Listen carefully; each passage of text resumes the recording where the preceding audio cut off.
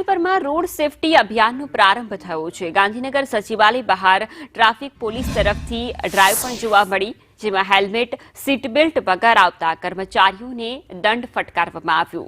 સરકારી કર્મચારીઓ સામે પોલીસ તરફથી આ કાર્યવાહી જોવા મળી છે। રોડ સેફટી અભિયાનના પ્રારંભ અંતર્ગત હેલ્મેટ અને સીટ બેલ્ટ વગર જે પણ કર્મચારીઓ પ્રવેશ કરી રહ્યા હતા તે તમામને મેમો આપવામાં આવ્યા। ટ્રાફિક પોલીસે નવા સચિવાલયમાં પ્રવેશતા તમામ સરકારી કર્મચારીઓ પર કાર્યવાહી કરી।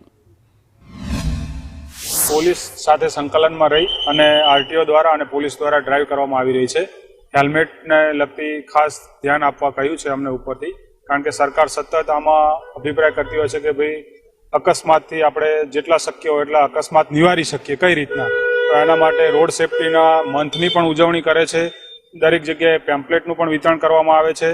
સ્કૂલો કોલેજોમાં પણ એનું અભિયાન ચલાવી અને પ્રોજેક્ટ અંતર્ગત બતાવવામાં આવે છે પીપીટી દ્વારા કે ભાઈ બાળકોને પણ શીખવાડવામાં આવે છે કે ઘરેથી તમારા માતા પિતા નીકળે, જોબ જતા હોય, કોઈ પણ જગ્યાએ બહાર નીકળતા હોય, સામાજિક કારણોએ જતા હોય તો પણ તેમ છતાં હેલ્મેટ પહેરી અને ટુ વ્હીલરમાં હોય તો મોકલવા અને ફોર વ્હીલર ચલાવતા હોય તો સીટ બેલ્ટ બાંધી અને આપણે એમને પહેરાવીને કહીશું, જેથી કરીને એરબેગ્સ વાળી ગાડીઓ અત્યારે સેફટી વાળી થઈ ગઈ છે, તો સીટ બેલ્ટ પહેરેલો હોય તો જ એરબેગ ખુલે છે। આ ઘણા બધાને ખ્યાલ નથી હોતો આ વસ્તુનું નોલેજ।